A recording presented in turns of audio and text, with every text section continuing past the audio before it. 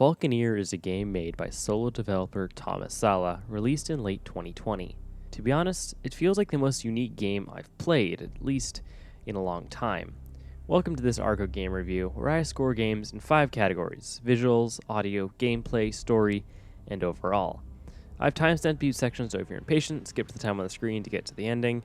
So now you know how this goes, let's get into it, and I'm going to record this video once and once only because it's long.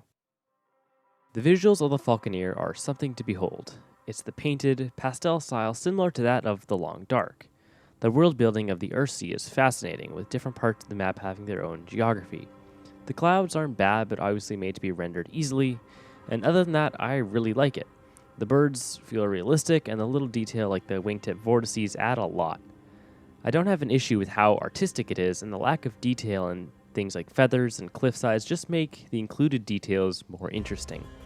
Perhaps something they would benefit from is a bit of polishing, such as NPC animations. But other than that, I really like how this game looks. I'm a big fan of pretty games, which gets the Falconeer a 9 out of 10 visual. This game sounds great. The soundtrack is exactly what I would expect from a game like this. Ethereal, but dramatic whenever the game demands. It does a really good job of moving between soundtrack pieces depending on the situation, the story, or even your altitude. The sound effects feel really good. Shooting birds out of the air with laser cannons sounds exactly like what you think it should. The natural sounds of the birds are very realistic, although maybe could use a couple more sound bites to add a bit of diversity. The worst part about the sound in the game is the voice acting. Don't get me wrong, it's not bad. The oldest son was shy and reclusive, and Oberon gifted him a voice to speak with the creatures of the sea, so he may never be lonely. The characters have unique voices that match their personality. It's just slightly awkward and disjointed. Other than that, audio gets an 8 out of 10. The gameplay is where this game sets itself apart. It's different than your typical air-to-air combat game, mostly because you're riding on giant birds.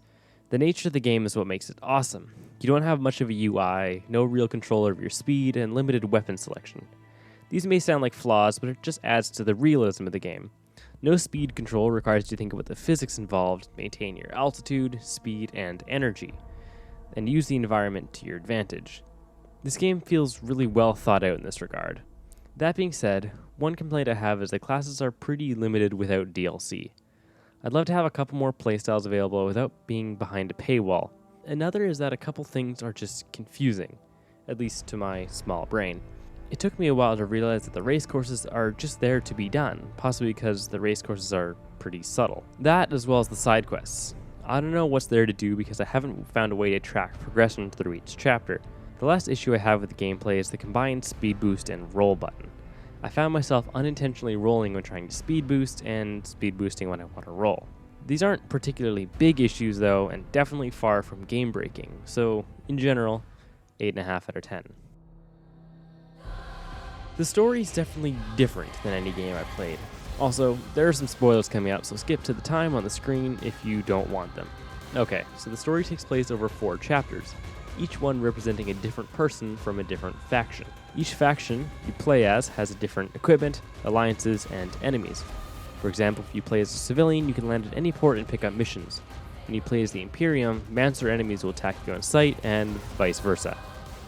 The lore feels pretty well fleshed out, but I wish I could understand more of it. I did buy the Day 1 edition. Don't buy the Day 1 edition. The only thing you get that you actually pay extra for is the game manual and the soundtrack, which is also on Spotify and also playing in the background of this video. Reading the manual helps, but the tensions between the houses and whatnot could be super cool to learn more about. It is kind of confusing when you finish the first couple chapters and now you're a different person from a different house on a different bird. And while a lot of stuff changes, you also get to keep things like your trade permits and your tokens and your money, which is nice, but also confusing. The story itself is pretty good, and it weaves a web of lies and deception over each chapter, with each one picking up where you left off in the previous one. In Dunkel, you work with House Borgia to get some money coming back to the town, and you see how rarely House Borgia backstabs anybody. In the next chapter, you play as House Mercius, a house looking to play for power. With the help of House Borgia, you backstab your way to taking over a large forestry operation and wage war against the freebooters. The relic brought to us from Shard is operational, And we intend to use it to defeat the freebooter menace. Then House Borgia gives you a weapon, which you use to accidentally nuke an entire underground city. In the next chapter, you play as House Borgia now, who is being investigated for having and using a nuke to decimate a city. They're under attack from the Mancers, who maintain power over the Empire by gatekeeping technology, and in the final chapter, you play as the Mancers, looking to stop House Borgia from opening a portal to another world. The story is pretty good, and there's a lot more to it than I've just explained, but the character-to-character jumping between factions progression is a little confusing, at least at first. In all, 8 out of 10. When I played this game, hours absolutely vanished. I would look at the time, do a couple missions, and 40 minutes would just be gone. The little issues with the game are easily overlooked because I don't think they hinder how much I enjoyed it. It looks great, it sounds great, and it's intriguing. I think this game doesn't have far to go towards being a truly amazing game. Now, if I could say one thing to the developer, Thomas Sala, it would be this. What you have here is truly different. Now that you have the assets and the world building and the foundation of the game, if you could make a sequel with a single character, linear story that solves the little issues of the current game, I think you would have an absolute winner on your hands. Upgrade the graphics, get a little better voice acting, and you'd have a game that I'd happily pay money for sure. I mean, I paid for my copy, so.